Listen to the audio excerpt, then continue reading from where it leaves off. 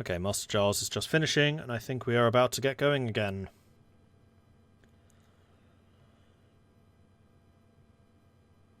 So the nations that are not currently at war: Tunis, Milan, Timurids, Hamburg, Russia, Andalusia, Delhi, Netherlands, Commonwealth, Prussia.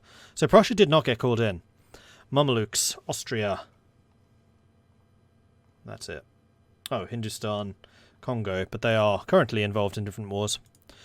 Meanwhile, in Britain, the British are definitely trying to rally some additional troops, but the troops arrayed against them are just too great. And actually, let's take a quick look at France's quality here. They do have a morale of 6 versus Britain's morale of 5.45. Britain actually having a pretty impressive morale. Oh, they got a very lucky 20% modifier from an event. So the truly great captain is currently basically negating France's elan. Otherwise, it's actually surprisingly close. And how does that compare with Spain? Spain's actually at 5, so Spain's got the least morale of that group, except maybe for the Papal States. No, the Papal States are 5.5. So it is Spain, which is currently the weak link in that collection.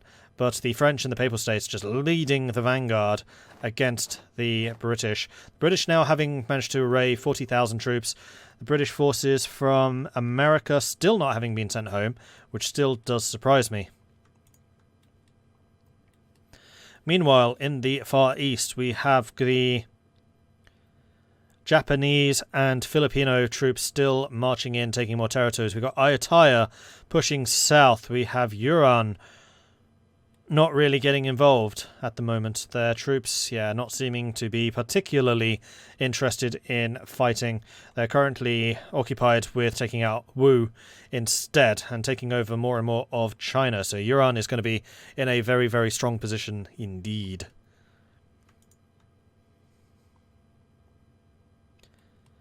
Yeah, the Europa Universalis dev diaries are going to be every month. So instead of a weekly thing, they're doing them monthly, which is why they're so big and meaty when they do release them. And any news when Paradox is releasing the new patch? Unlikely to be anytime soon, is the word I've heard. Definitely not first quarter, probably not second quarter. I wouldn't be that surprised if we see it in August, September maybe.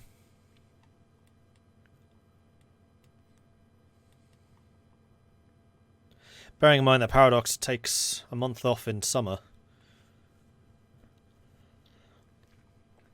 I think that the next expansion we'll see will be La Resistance. I'm actually kind of surprised we don't have it already. Because they seem to have spoken about most of the big features and the focus trees which are being released with it. So it must be going through QA, and it must be having a bit of a hard time in QA. So hopefully they're like updating the AI and stuff. That would be nice.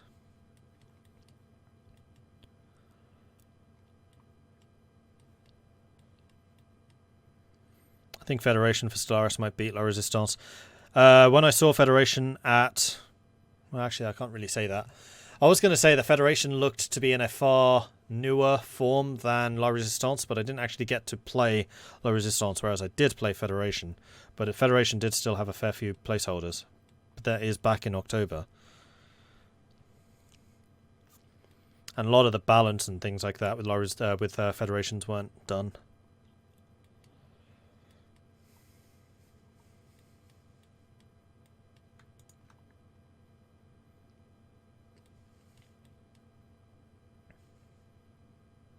So what do they have in development?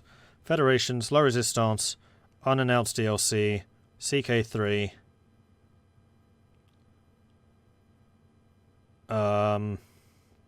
Vampire 2. There must be an expansion for City Skylines, although it was pointed out that Skylines hasn't done an expansion since May last year. So people are wondering if City Skylines 2 is in development right now. Because usually City Skylines was releasing 2 expansions a year.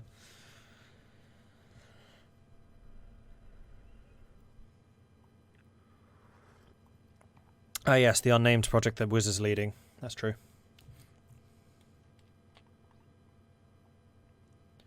So the British forces have retreated to Ireland, where it looks like they're going to be trying to hold the crossing between Ulster and Ayrshire. The French forces are continuing to push north, although they are taking their time, although that's mostly because Northumberland fort needs to be taken. This is a level 2 fort. Misreading that completely. Yeah, Britain has not bothered upgrading their forts, which isn't a real surprise. Especially as a pirate republic Britain, that's one thing you don't expect is to actually get invaded. So the naval coalition pulled off something really impressive here. I've got to hand it to them.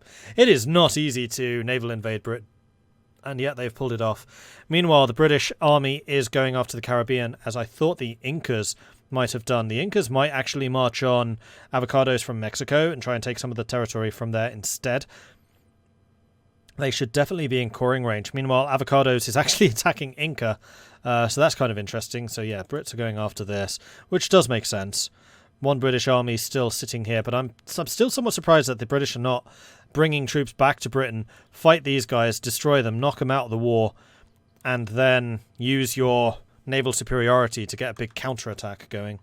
It does look like France is being given the south of Britain. Spain has claimed a couple of their territories in the north, and then the Papal States just kind of keeping the excess. So it'll be very interesting to see what exactly this peace deal, what shape this peace deal is going to take. Meanwhile, the Netherlands is expanding into Brabant, so the orange blob is about to get bigger. And in the south, Japan and Philippines are still going after Indonesia. A slightly slower process than I had somewhat expected, although they do have a lot of islands and things that they need to fight. Ayutthaya, meanwhile, taking out the former Malaccan forts, while Huron still isn't really doing much. Huron is in this war, right? No, Huron is not. Okay, I stand corrected. I thought Huron was in that war. It's just Japan and Maguindao versus Portugal, France, Spain, Papal States. But I can't really see Portugal's allies doing very much to help them here. They are a little bit busy elsewhere. And bearing in mind also that Portugal has no troops in Britain. So the Portuguese army could well be off doing other things. And let's actually just take a quick look to see what armies they have. They've only got the one, which is sitting right here. I think Portugal right now is more interested in building up their fleets so that they can actually go east and hopefully participate. Are the naval coalition building any new ships yet? Their heavy ship count is going up. It's gone from 9 to 12. They do have a lot of light ships, so they're still going to be able to do a lot of pirating and a lot of trade. Most of those owned by Portugal. It looks like Spain, France have lost most of theirs. Papal States probably didn't have that many in the first place, so most of them are definitely Portuguese. And then the Papal States maintaining a huge fleet of galleys. Meanwhile, a certain great power is notably absent from among the list of Great Britain's allies. It looks like Austria's just gone, yeah, I'm good. Don't really want to do this, thanks. I've got this this lake that needs to be watched, and we're doing a really, really good job of watching this lake, making sure that none of the sea monsters come out from that lake. It's a really important job, guys. Like, you don't want Cthulhu attacking you while we're dealing with this. Cthulhu.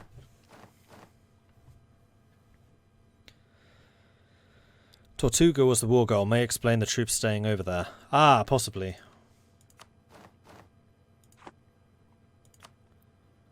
No, it's Spanish-British colonial. Oh, yeah, it is. Take Tortuga in North America. And they have failed to do that, so the war score right now would be rising against Britain. Except for, of course, this. So maybe they chose Tortuga as the war goal to make Britain think that the war was really over in America when, pow, European forces.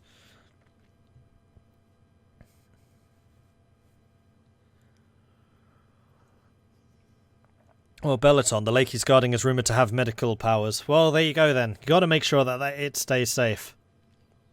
And it does look like Britain is very much intending to just make Ireland into its base of operations.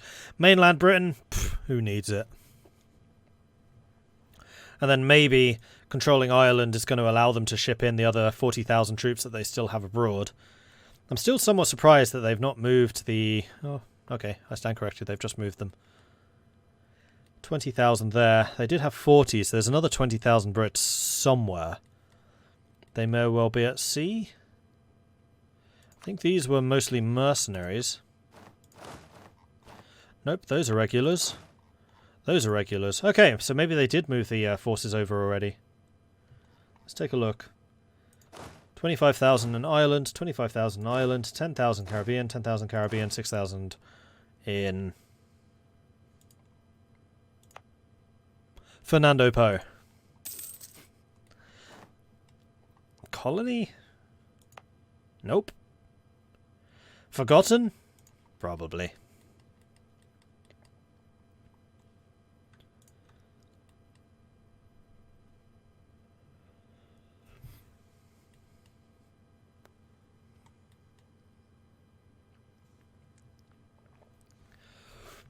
Meanwhile, it is now the Papal States who are controlling the Ayrshire crossing, making sure that Britain can't do any counterattacks, although if I were the British, I would probably attack Cornwall and force their forces to move south, and then once they start moving south, you can push across from Ulster. Because again, naval superiority, it gives you that extra mobility that you're just not going to be able to use if you are entirely stuck to being on land. And the naval coalition's gotten really quite lucky that they did manage to land 80,000 troops on Britain. Like, if they'd landed 40,000, they'd probably be in trouble. But with 80,000, that's a pretty unsurmountable block of troops that you can rely on. Especially because Britain, at a maximum, can raise 71,000. Which is really where Austria would have come in useful, because France, completely devoid of troops. Spain, devoid of troops. You would have to be fighting against the Portuguese troops.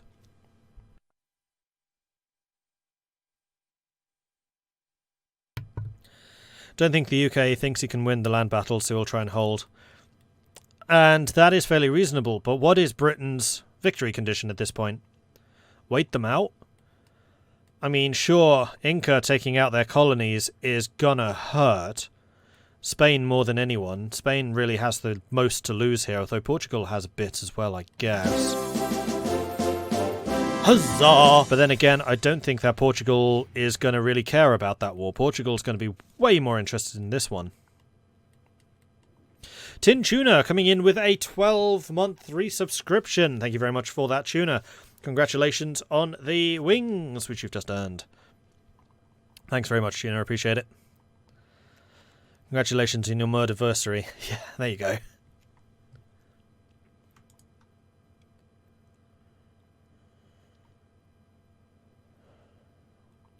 So now all of the territory is being given over to France, so maybe some kind of peace deal being formulated, most likely giving the south of Britain over to the French, which they can basically then use as a hostage against the British, saying, if you screw with us, we'll just plant troops in the south of England again, and you can't do anything about it because we're already inside. The Austrian search for Billy continues. Lake Belaton won't keep him safe for long. I mean, there's definitely something about Lake Belaton here. And I've got to hand it to Fuhrer. Like, Fuhrer has done an absolutely phenomenal job making sure that we are safe from whatever it is that is inside Lake Belaton. Like, these troops, very, very well positioned. Definitely would not have been more useful elsewhere.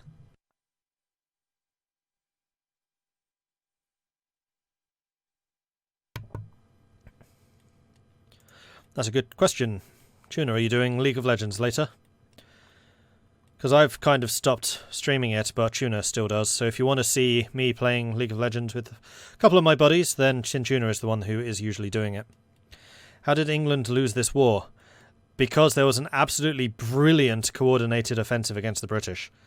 They did landings in 4 different places, and the British fleet just couldn't be everywhere at the same time. It was nice. The Admiralty was asleep, yeah.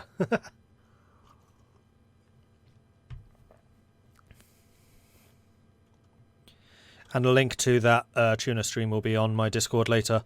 So if you wish to see me playing League of Legends and blasting people with magic, you'll find that over on discord.gg/Mordred Viking.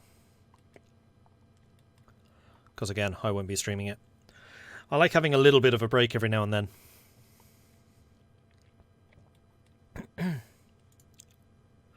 Like Sabaton.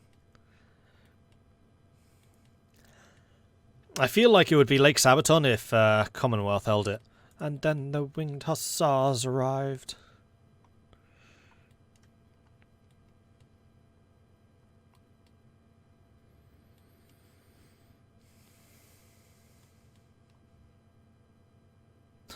Break? Break? Streamers don't get breaks. Yeah, there's a reason that burnout amongst streamers is so high, because we don't take nearly enough of them.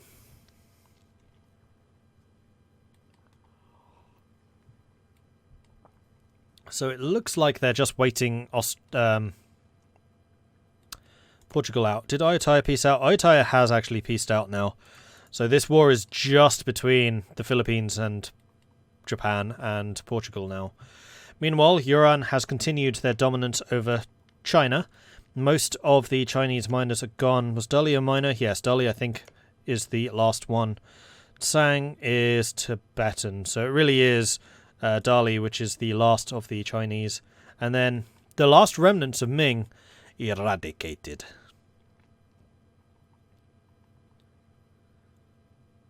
A little bit surprised that they haven't got like 5,000 men to go and take Orkney. It's not being guarded. Going after the Isles, I can kind of understand, but again, if you control both sides of the Strait crossing, you can just cross. They can't blockade you. Taking the Isle of Man would be more difficult. So what are they waiting for here? I don't know, and I think that waiting is going to be costing Great Britain more, because Britain, having so much of their core territories occupied, their war exhaustion is just going to go through the roof. But then again, war exhaustion might actually be a good thing for the British, because those rebels are going to be causing some problems. Although if you moved in those 10,000, you'd probably actually beat that stack. Spain has such a high level of morale. Oh, 5 against 4.6. Then those rebels did have English morale as well. They're going to be forced to move these troops away, because the rebels are taking London. That was kind of unfortunate for them. They got unlucky there. Meanwhile, Pirates Vinland, currently occupied by Spain. A couple of new Iberia troops moving in. And Mordecai, mostly occupied. It looks like the British forces which were going after the Caribbean have weirdly disappeared. Meanwhile, the Incas have realised, oh, there's a big colony to our north that we should probably go and deal with. And are doing so, and they're also attacking Brazil. So at this point, I don't think it's really in Portugal's interest to continue fighting this war. Portugal should peace out and then go and deal with the Philippines and Japan. Although Japan are bringing in more and more troops. And Portugal's kind of doing what Britain was doing, just letting rebels cause problems.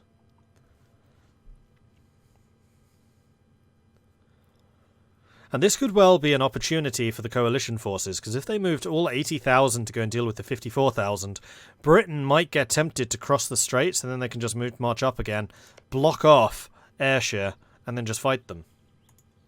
And with the 80,000 against 40,000, they would win. War exhaustion's just a number. War exhaustion is a very painful number, though. The other thing which Britain has to be wary of is the fact that they are losing 78 ducats a month, and not getting subsidies from anyone. They're already at 10 loans. Like, the economic cost of this war alone, 3,500 ducats. France has lost 3,006. How have you lost that much? Spain, debt-free. Portugal. Oh, France probably took out loans to build ships. Portugal, debt-free. So it's only really France that's been paying economically for this. Yep, these guys are definitely building up their fleets. I think I would start consolidating them. I'm not sure I'd leave them this spread out.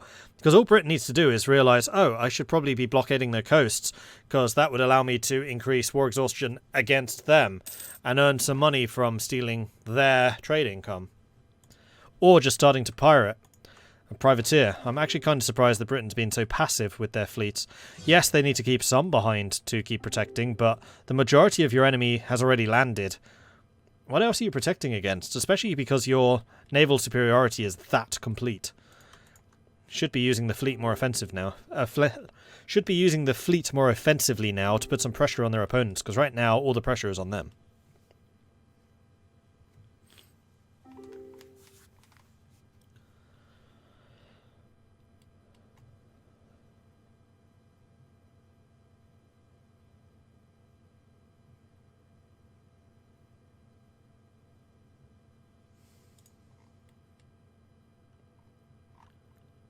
What are they saying about Constantinople? Don't know. I don't know.